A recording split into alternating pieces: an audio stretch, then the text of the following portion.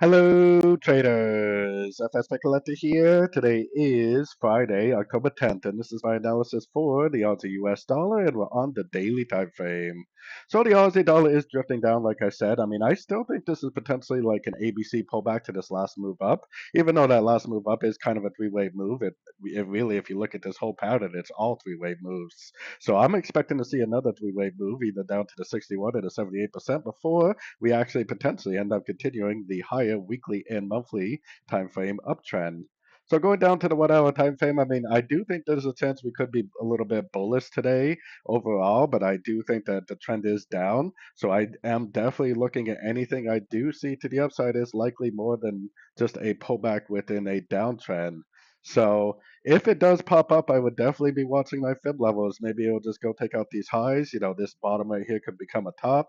Maybe the 50% is a likely area. Maybe the 61% could also be an area. I would be very cautious about trying to trade it to the upside because really it doesn't even have to make a move to the upside. It might just end up, making lower highs and just continuing the higher time frame downtrend. So anyways, don't forget to check out my website linked over here in the corner. And as always, thank you for watching and happy trading.